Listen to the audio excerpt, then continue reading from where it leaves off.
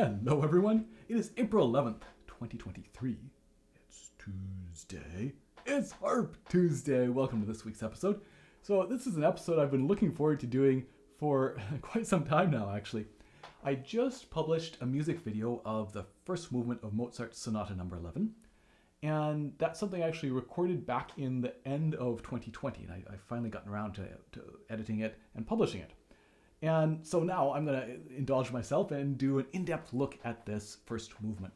So this is coming from an arrangement by Alfred Kastner, who was an Austrian-born harpist who I think spent quite a bit of his career in the States. And it's an excellent transcription, an excellent arrangement. He did the whole sonata, which of course includes the famous Turkish march, and this first movement, which is in the form of a theme and variations. I love this. It holds a special place in my heart because I remember it was when I was quite young. We had must have been a cassette maybe or an LP of Tammy Grimes reading Kenny's Window by Maurice Sendak, and there would be interspersed sort of between the sections, there would be little bits of this sonata, this theme and variations. And that sort of haunting quality that this theme has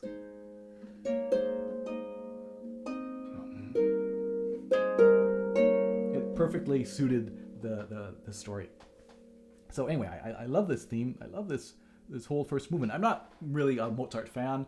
I love the Baroque period. I love earlier stuff. I love the Romantic period and onwards, but the classical period kind of tends to leave me but anyway, I do love this first movement. And so let's look at what's going on in this sort of in-depth look. And so first of all, you'll notice that if you know the piano version, Kastner has set this in A flat instead of an A. And that makes sense because it lets us, for example, in the original, you might have had an F double sharp, which we could only get with a G natural, but also a G sharp going on. And it's much easier for us on the harp to play it in A flat. So I think that's an excellent change. And you can get a copy of what you're seeing right now, which is my markings, if you sign up to my email newsletter. And so the green is trying to show some of the stuff that Kastner added, or that is not in the first edition at least, the original first edition for piano.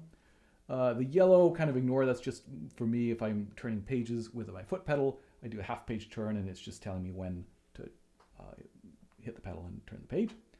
And then it's funny because I started this obviously before I got this bigger iPad back in 2020 and started working on it. And so it was with a paper copy, you can see some pencil markings, and then later on I put on the iPad so you can see the red markings or my various markings.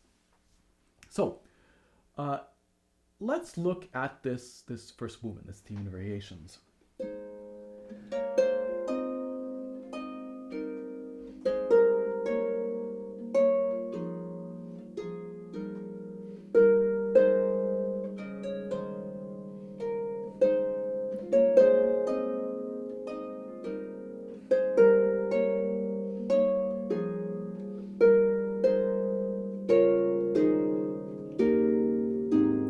There's the first half, and there's a repeat.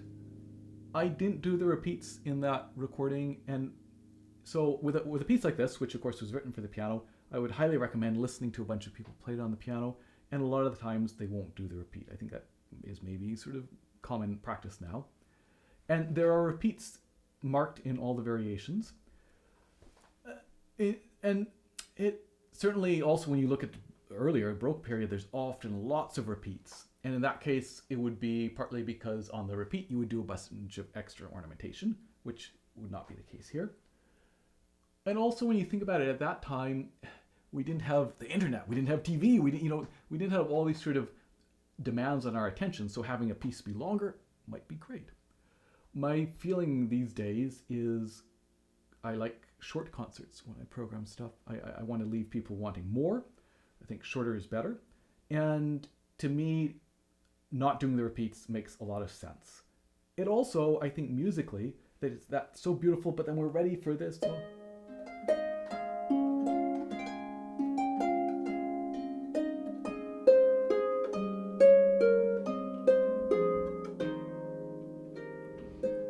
that's the only time we'll hear that.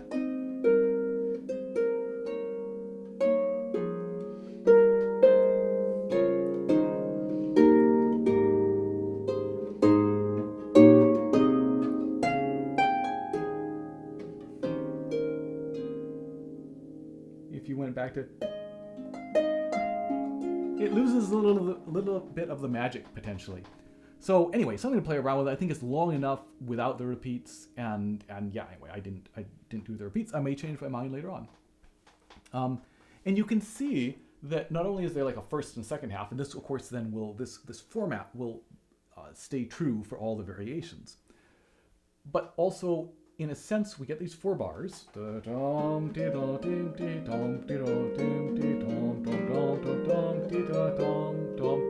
And then this next 4 bar, so here's our 4 bar section. This next 4 bar section starts the same. This bar is the same as that bar, right there. Same. Boom. Aha. So this is all the same, and then this is the same, but then this changes, right? This and this is different, and then the ending is different. So we get a slightly different ending. Then we get this section, which is completely new, right? All of this. This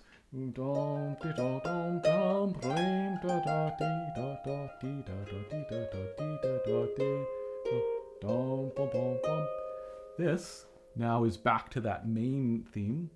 2 bars that are the same every time. We get to this bar here. This downbeat, right, is the same. This bit is the same as we had here the second time. And then this as well, right? This is the same here. But then this is slightly different. We omit the D the second time. And then, suddenly we have an extra 2 bars tacked on at the end. So in a sense, it's kind of like an A, like A1, A2, like an A part slightly different, B, A2, but with an extra little bit, so like A, B, A sort of format, and then a little extra ending. And so that's just worth being aware of, because that will come back throughout all these variations. Let's clear that. So this one, even though it's not maybe technically demanding in terms of lots of fast notes, musically I think is the most challenging and the most interesting, right? Because we don't have that many notes, but each of them have to be the sound that we want. We want to hear all 3 of those notes.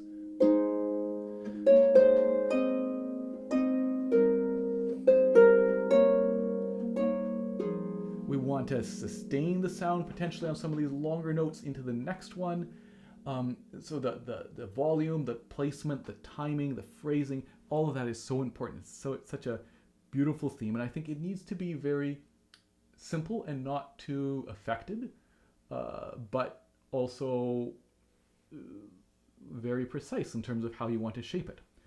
And so, for example, here you'll notice it would make a lot of sense. What has he got? He's got, well, you could do that. So I'm looking at this little bit here.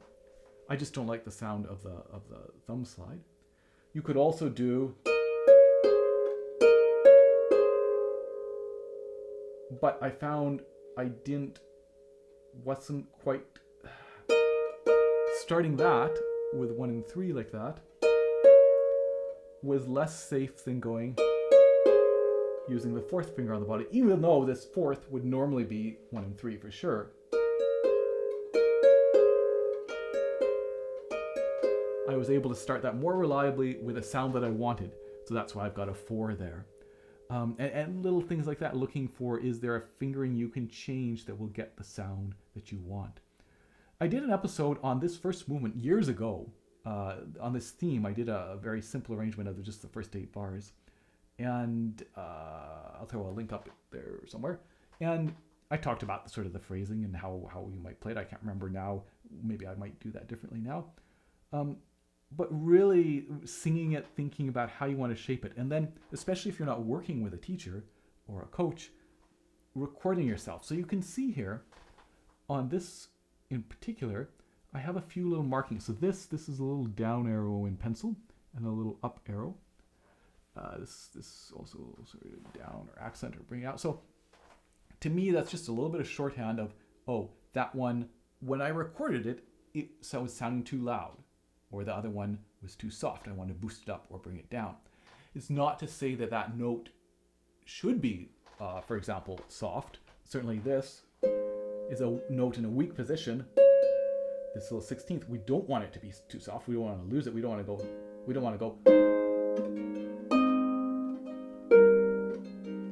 you know, we don't want to lose it. But when I was playing it and recording and listening back, I was finding that maybe I was emphasizing it just a bit too much, and again, this one, which is on a beat, it's going to come through, but so in general, I wouldn't say try to bring it out too much, but in this case, for me, I was wanting to bring it up a little bit more. Or then here, the little wiggly line, a classic sort of marking to say, just take a little bit of time, just stretch that a little bit. So in that case, it's not to say that it should be stretched in general. I mean,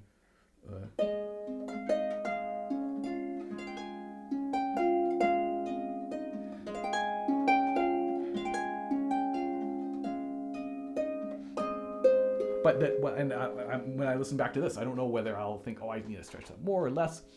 So, or here a little arrow this way to say, don't wait too long, like move towards the next bar.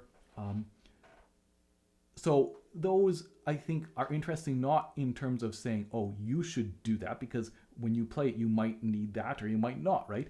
But just this idea of listening back, making some markings for yourself. And I tend to try just rely on my memory most of the time. But again, it can be nice to have some markings down there as well. Anything else? So then, I guess a few small fingering changes just that I liked for sound. But you'll notice all these green X's and then some phrase markings. So again, these are the phrase markings that are in the first edition, which there are very few phrase markings. So most of these are added in. I would say, to me, they make musical sense. They're kind of the way I would play it, the Kastner added ones. But anyway, just worth being aware of what was actually in the original. And then here at the end, so in the video, I'm pretty sure I went like this. Again, this 1, 4, 2, and cross over to the thumb. Yeah, the fingering that I've kind of got there. The 1, 4, 1, 4, 2, 1. But now as I'm working on it again, I'm going ahead and taking this G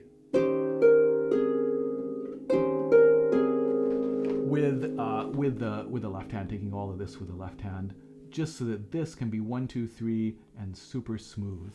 I remember experimenting with that before, but kind of being at the point where the other one was feeling comfortable enough and I didn't want to change. But now I think I'm going to try that other way. Okay, let's get on to variation 1.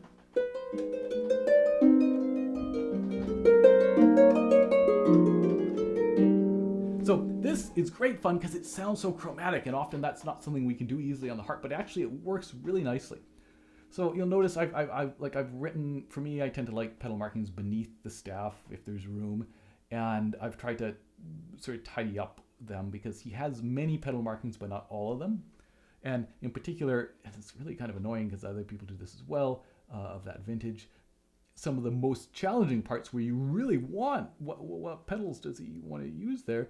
There's nothing. So here, for example, after the repeat sign, those first 2 bars, he doesn't really, he's given us nothing, you know, there's nothing there. So also little things like,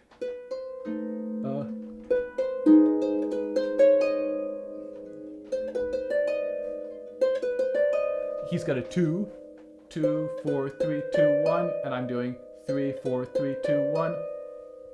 Potato, potato. That's what I ended up being happiest with. And again, there's that idea of sort of battle-tested fingerings that fingering might look good in theory. It might also feel fine at a slow speed, but sometimes as you get it faster, you find that it doesn't get the sound or the speed that you want, and so you end up changing it to something else. And you can kind of only know that by doing it. And that's why it's worth, starting out, say, with, I'm assuming that he played this, and so starting out with his fingerings, or if you want to go by my fingerings, again, I played it. They worked for me. But again, being open to change and being flexible enough to be able to change a fingering in a piece that you maybe learn for a while, but you realize, oh, there's a different way I want to do it. So again, some of these little things where he's got to me, I wanted to go. I wanted to do the 2-3-1. Sort of switch fingerings instead of all. This actually must even just be a misprint here, right? This should be 1-2-1. I'm assuming the same as this one. Yeah, I didn't notice that. But anyway, so some fingering changes, and then the first big change that I did was here. So, and I remember talking about this idea to sort of into the archives, preliminary look at this several years ago. And it's kind of neat because by putting it in A flat, now we can double this A flat with this G sharp.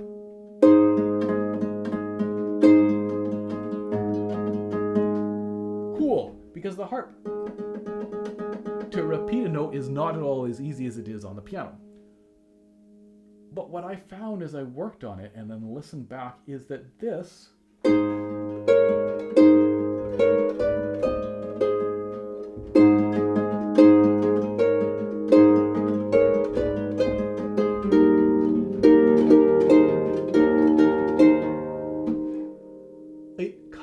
became a little bit indistinct in the left hand to me listening to it, and especially I think if you listen to the piano, you really hear this bump bump bump bump. It's quite a glorious moment, right? We come down on the scale.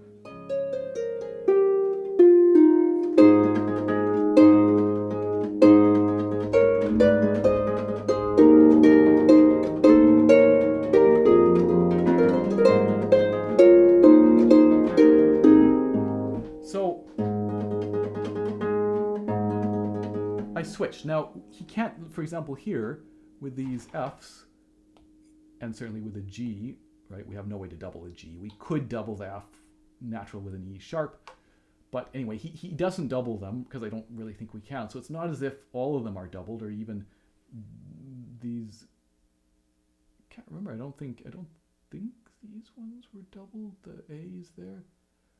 Yeah, because we just played a G. So, it's not that not all of them were played enharmonically, but in the end, it has the advantage of making the pedals a little bit easier in that, but I just like the sound better, and I think it's doable. Right at the end of this first half, you can see a muffle just because I would say go back and stop that low A just to get rid of that sound. Then we get, starting the second half. So again, he left us really at C here. So I'm going ahead and using a D sharp in place of this E flat. That ended up working out really nicely. So then I'm changing the D from flat, it's flat previously, to natural, just so we don't have to do a double change. Now both the D and the F go down to sharp, both come back, right? So starting that from the second half, let's see.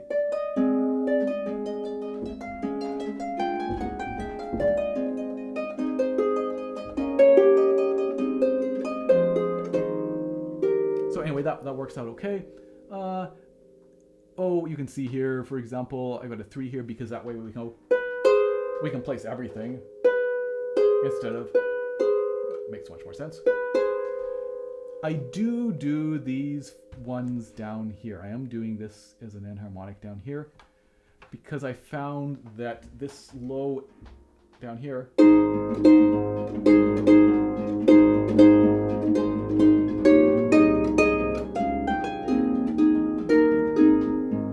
whichever way I did it, it was a little bit indistinct. Like again, the piano could be much clearer. And the speed to try and do these, I wanted the ease of doing the 1, 2, 1, and then of course these have to be just repeated. So anyway, your mileage may vary. Finally, this little bit of a tough spot right there. I am doing 4/3 on the 6th, 2/1, placing the whole thing and playing that. So yeah, I think potentially you could leave out the A if that stretch was just too hard. Anyway, super fun variation, and that leads us right into variation 2. This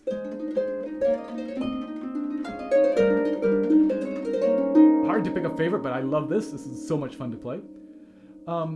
And so here he has had to change something, because in the left hand, this should be, this third D, this should be a natural in the original, but we can't do it with a pedal. So I think what he's done makes total sense. It's playable. It doesn't sound too bad.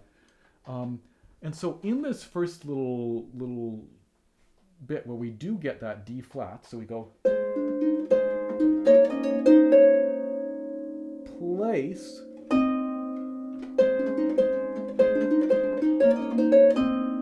place that D, replace that D with 2 to muffle it. So we've gone, and we can change right there instead of, right, hear that? As opposed to, so here it is without the muffle. Here it is with a muffle. So I just think it's cleaner and safer and better sound. The little ornamentation, right, that what he writes out for the trill matches, I think, a lot of the suggestions that you'll see on piano music. You could try and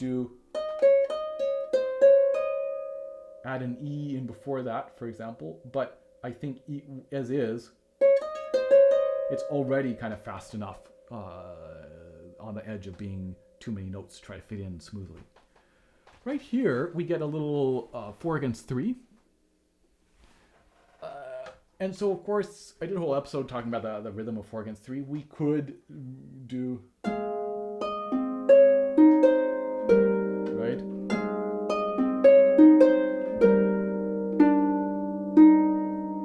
We could practice this slowly like that. I have to say, I'm not really aware of the interplay, the back and forth, the polyrhythm. I'm just aware of feeling 1, 2, 3, 4, 1, or 1, 2, 3, 1.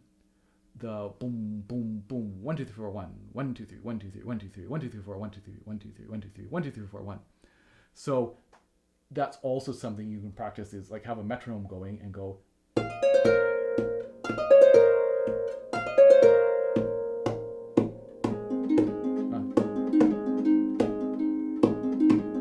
What is this?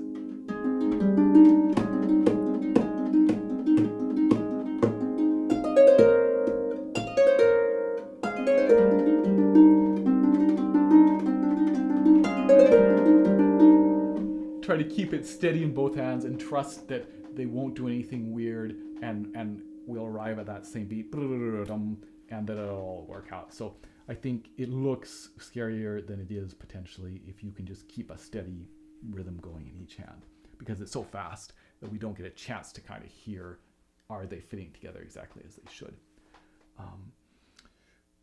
Again, a few little fingering changes.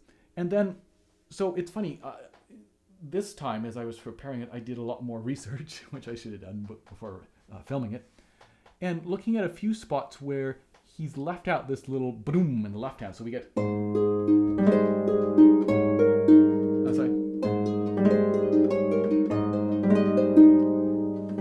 it's a lovely little spot. And so right here in the original, there is a little D natural little ornament. The problem is that we're playing D flat up here. So he's got...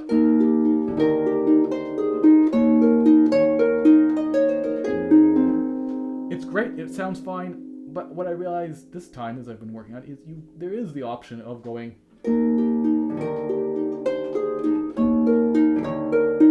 playing these as C sharps, switching over to the D, even though you've just changed the C because we're going to play the D first here, changing them both very quickly. So at speed, I think it's possible. Right?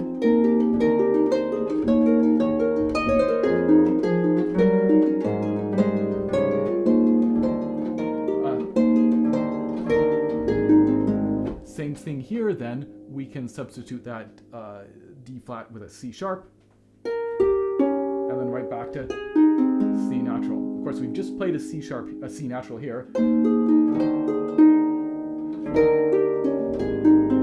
but hopefully we won't hear it. At the same time, for example, there should be an E natural here, but we're also playing E flat up here, and we'd have to play that as a D sharp. But down here we have a D flat right here. Maybe we could play that as a C sharp, but oh, here's a C now. I don't think it's worth it. I think just keeping this F as a normal F without that little ornament at the beginning, little grace note, is a good option. So we definitely have to leave that one out, but it looks as if we can add the rest of them back in. Also on that one, you need to muffle that low F, because you're going to change the F to sharp, and if we don't, we'll hear it. Sorry, there should be a D flat. What else in this? Again, a few fingering suggestions. I think it's much easier to go here. It's tempting to go 4, 3, 2, 1, but I want to just keep the 3, 2, 1, 3, 2, 1, 3, 2. Connect to the fourth finger. Great. And then here at the end again, you could add that D natural in by using a C sharp. And that's what I'm playing around with. We'll see if I end up keeping it. Then we get a variation 3. So, sorry.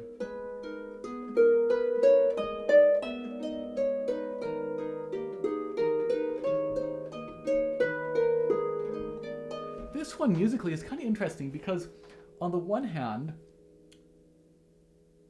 we kind of want to, it's minor, it's the first real minor one we've had, and it has a certain drama to it. We don't want it to be too fast, but we don't want it to be too slow either. So that, because if we go,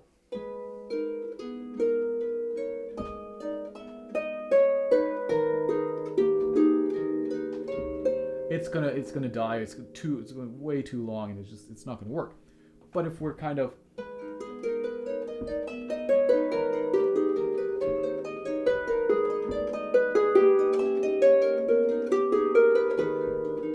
run into a bit of problems here with the speed of the octaves then.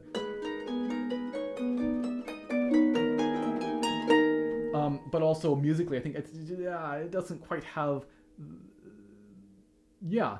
So I think what we want is a reasonable speed, but that we also try and give it a sense of smoothness, right? This sense of, so maybe starting just a little bit, taking a little bit of time at the beginning.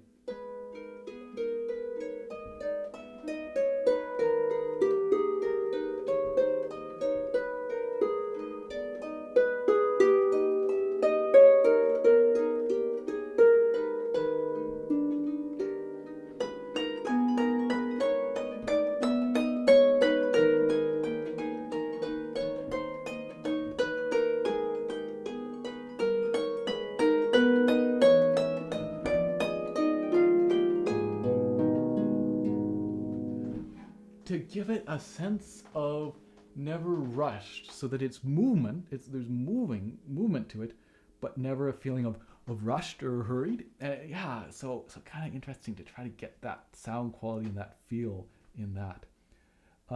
These in the original are marked as staccato. could try and somehow make them staccato, or you could just think, or you could just ignore it. Anyway, I've just got that marked in there just because it is. I want to talk about this little spot here in the left hand, these ascending thirds. So what I'm doing, I don't know how clear it is with those markings, but I'm finding the first set and the second set, right? The 2, 4, 1, 3, as he's got marked. But instead of coming off, sorry, is that?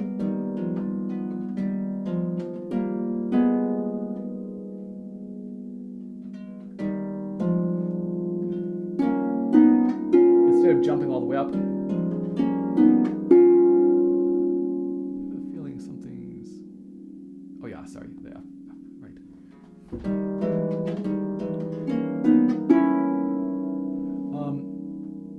Instead of doing that, what I'm doing is I'm putting 2 on the G. Sorry for that. Oh, sorry. I'm sorry. I was starting a third down. That's why it sounded weird. Yeah. So instead of going, I'm going 4, 2, 1, 3, putting 2 on the D, then coming off, and then coming off.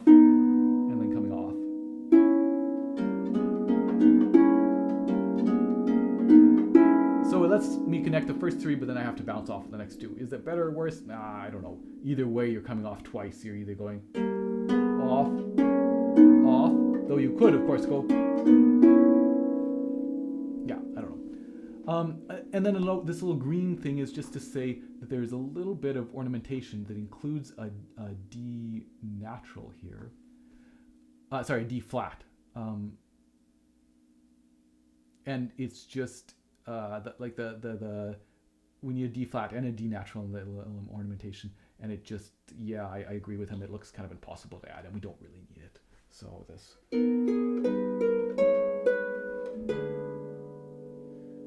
But if you want to do a bunch of pedal changes, you could look into that and adding that, and maybe you can make it work. And then right at the very end, not very clear, these markings, but here on this, to clean up that sound, I want to go, I want to replace 3, 2, 1 on all of these notes I've just played.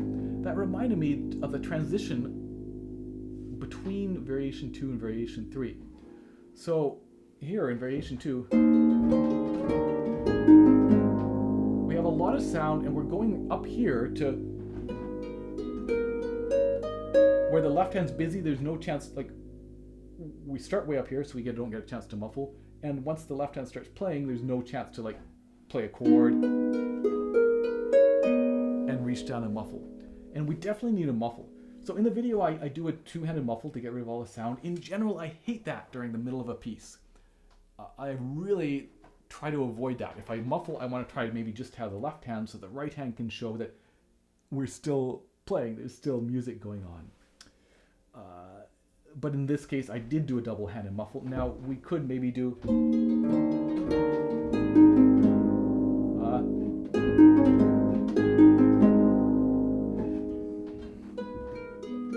I'll have to film that a few times, listen to it, see... Because visually, again, I was struck by that on the video, that it's such a full stop, and I don't really want a full stop there. But I do want to get rid of the sound. Whereas all the other variations is actually fairly easy. So for example, coming from this, we can just, I think right here, if we've muffled those, it's okay to have that low A ring because we're playing a bunch of A's and everything. Variation 4, again, one of my favorites, so happy.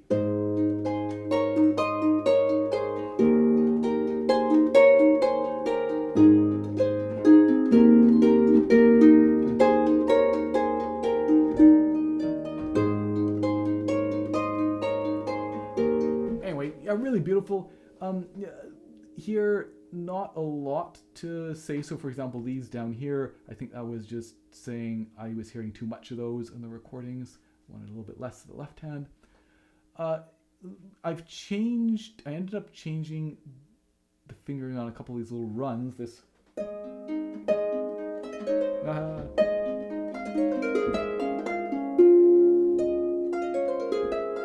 So I can see the sense of going 1, 2, 1, 2, 3, 4, 2 to end up on 4 on this A. Makes sense because then, sorry, 4 right here. It helps us connect up easily up to that E, right? That fifth. But starting a fast run with 1, 2, 1 is a little bit hard to immediately have that crossover. So I went with a compromise of, sorry, and sort of connect jump to that. And kind of a similar idea here, where again, in this case, I went with all 4 fingers.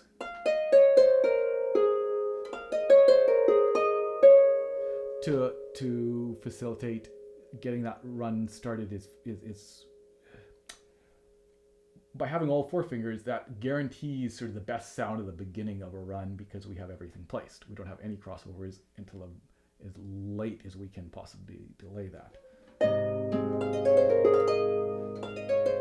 It is a bit of a jump, so you could do that 1, 2, 3, 1, 2, 3, 1. And I think I did for a while and then switched to, yeah, it looks like I had 1, 3, 1, 3, and eventually switched to the 4 that I wanted, the 4 here.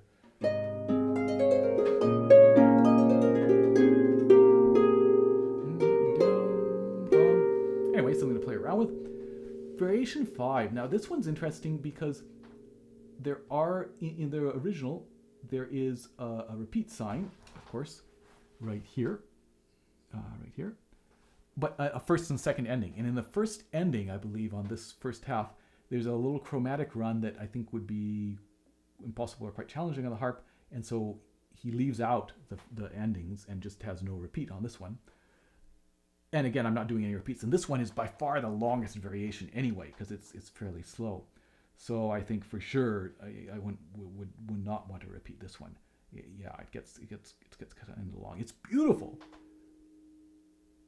It's beautiful, but again, thinking about like a performance and trying to make sure you're holding people's interest and yeah, we've heard this theme a lot of times, right, at this point. Anyway, here in this,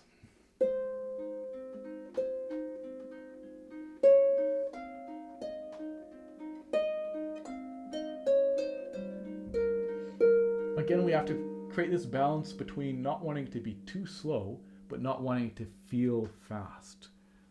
The molto legato, like a lot of the various sort of commands like that, some of the indications like that are things Kastner added. I haven't gone through this with a fine-tooth comb in terms of trying to note down all the additions, but I would say if there's any sort of dynamic markings or phrase markings that you're curious about, check the original because they might be added in. So the molto legato was added in, and you can see there would have been a phrase marking here. I think the other phrase markings are not from the original. But do note this dynamic, because I didn't note that in my recording, but I think it's worth being aware of this forte and then piano here.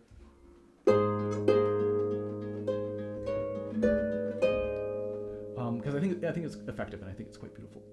So here in this one,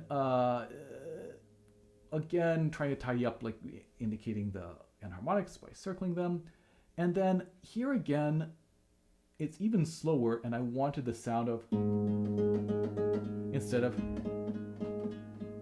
It's cool, but again we weren't getting that distinct sound, so I just changed that to 4, 1, 2, 2, 2, 2, 2, 2. Now, again, not on the recording, but recently, that's this little scale here, and also in this next bar here, is marked staccato. So I've been experimenting with.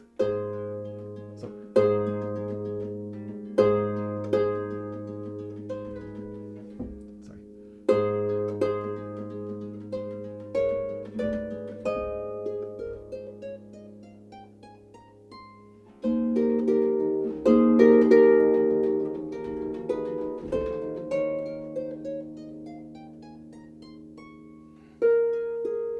I think we can do it with to give an actual staccato, whether you want to.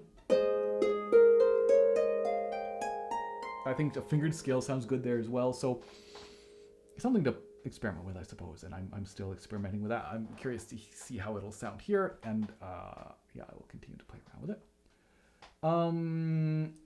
Actually, this bit.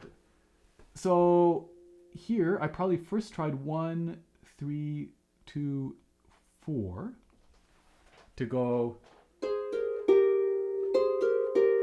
And I wasn't happy both with starting this and getting exactly the sound and feeling I wanted. That finger independence. And then the switch here. So then you can see I have the thumb slide. So I actually was trying to do a soft thumb slide. But now I'm feeling that it's slow enough that maybe actually just 1, 2, 1, 2, 1, 2 coming off each time might be best. So I'm going to continue to play around with that. And then here again, when the right hand has all these repeated notes, instead of doing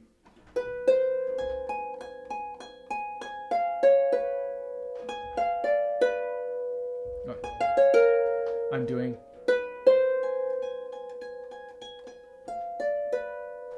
whatever it is. I'm just coming off and I'm switching between the fingers. So 1, 2, 1, 2, 1, 2. I kind of like that. I kind of like that sound. What is, whatever is going on here? Oh, yeah. I think this is supposed to be a flat here, right? Because we have our B flat here. Actually, I need to check that. I've always played it as a flat, but of course it's natural here. Yeah. And then here on these sixes, again, I hadn't realized this, but in the original, it's written as, I'll pop it up here so you can see, as, you know, a dotted 8th and, 16th and a 32nd note, and then little ornamentation. So a lot of the piano editions suggest,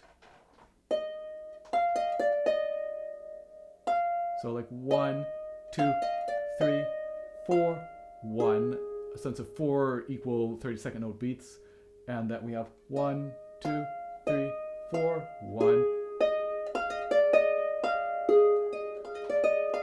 And it always bugged me a little bit. I think I'd heard, I hadn't, I guess, noticed, but I knew that it was that I was used to hearing this slightly different rhythm, so something to be aware of, and the same as here.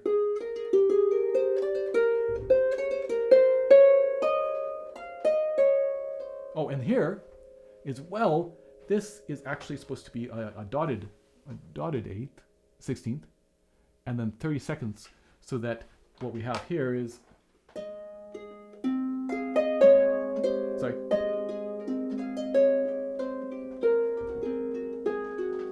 Yeah, anyway, quite nice. I like that, and again, that's what it is in the original. Here we have again some staccato notes, so you could potentially here do the last couple as 2, 2, 2 if you want. I've been experimenting with it. You can try it out. I'm not really bringing out the staccato here.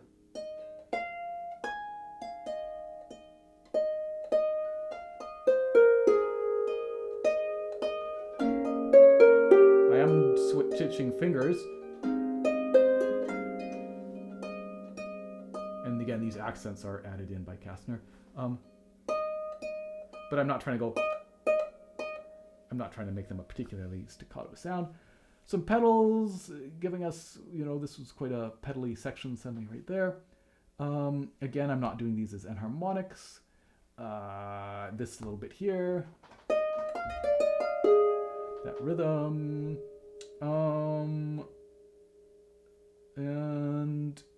And then there it is. I don't think anything else I want to talk about in this. We get to the final one. I mentioned I did the repeat in this. I don't know, I guess the previous variation is quite long, and this one would go by so quickly without the repeat, and it's kind of fun and exciting. So that's one reason, I guess, to do the repeat. I'm going to experiment this time with how I like it without the repeats. Yeah, and people definitely do it without the repeats, but yeah, it goes by pretty quickly. So this little grace note should be coming on the beat almost certainly. So you could think of it maybe as a triplet, right? That that we have this as a triplet. So or you could think of it as 2 32/32 followed by 16th, but I think if you just think of trying to start on the beat and getting them all in time, that will hopefully work out okay. And these as well, of course, will come on the beat. Da-dum, da-dum, right? So that.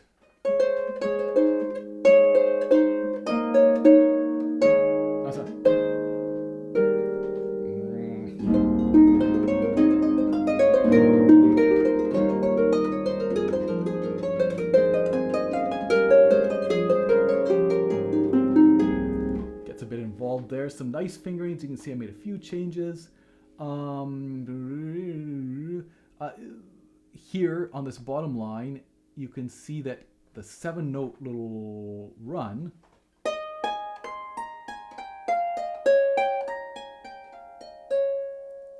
so again, it would make sense to do 1, 2, 3, 4, so we can do 4 nice and secure before we have to cross over. But what I was finding was that finding this shape, which is just a second inversion G chord in this case, by ending up on the 4th finger, it makes it more comfortable. Even though I have long fingers and big hands, at that speed, it's such a natural position here. I was having to work a little bit more than I wanted with ending up on the 3rd finger on the bottom rather than 4. So that's why I changed that. And here, I really liked going back and forth between 2, 3, 1, 2, 1, 3, 1, 2, 1, 3. That idea of like alternating fingers can be kind of nice for the hand. 1, 3, 1, 2, 1, 3, 1, 2. You could definitely take this option of playing this up an octave just because it's a lot easier. It's a big jump down. If you don't do the repeat, you don't even need to worry about it. I did do the jump down, but I don't think anybody's going to notice the difference, and it is much easier to do it up. Some pedals. These ornaments as well are starting on the beat, so that we get, right? If you think about it, here it's chord, ba bum, chord, ba bum. So.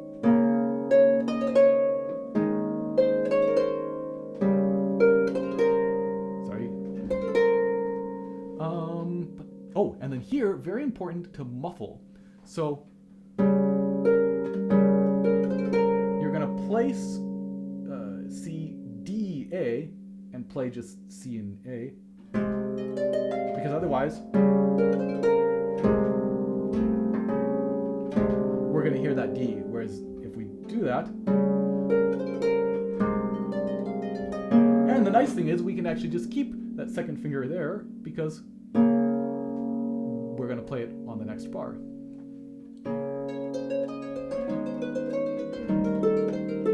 I found it much easier just to take this A in the left hand, and then I'm sliding. The dynamics are not in the 1st edition.